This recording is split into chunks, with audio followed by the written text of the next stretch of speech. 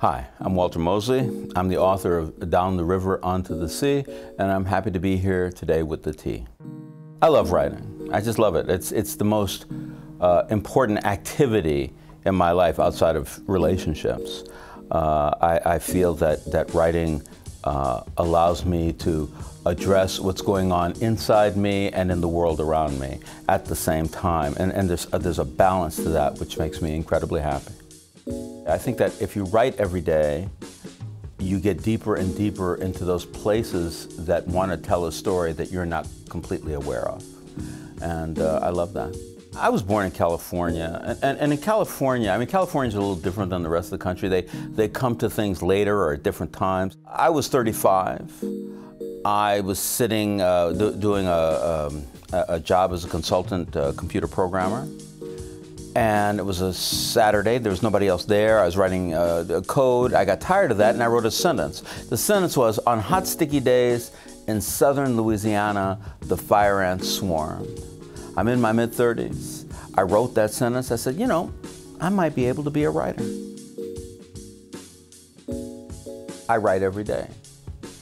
In the morning, I wake up, I write. Doesn't matter where I am, doesn't matter what I'm doing, doesn't matter.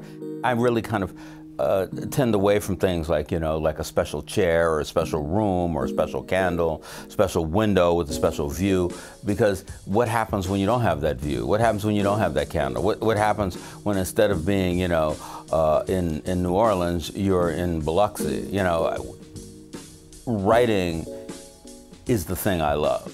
My thing is that if you write every day, you get deeper and deeper into those dark recesses of your mind, and those dark recesses bring out who you are, what you have to say.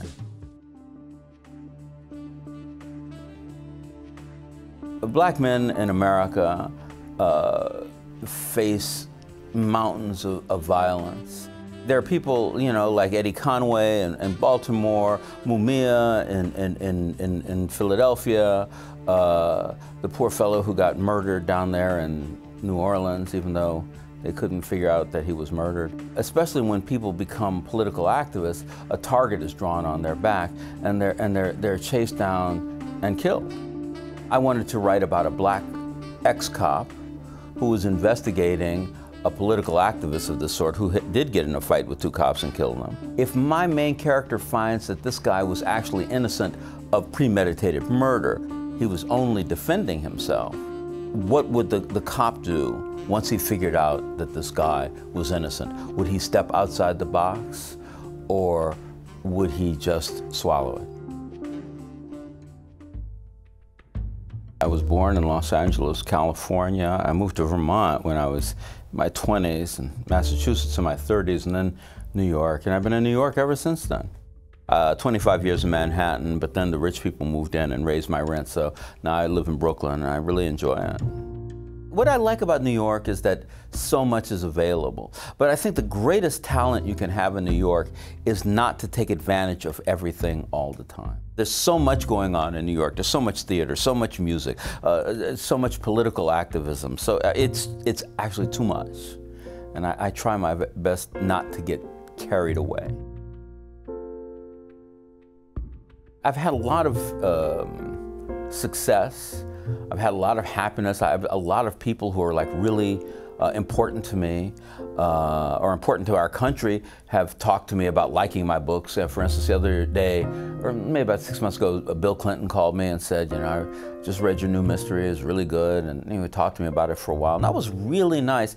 But one of the things that I recognize, even in that conversation, is that anybody reading my book makes me really happy. If I sit down somewhere and a guy or a woman sits next to me and says, oh, you're Walter Mosley, right? And I go, yeah.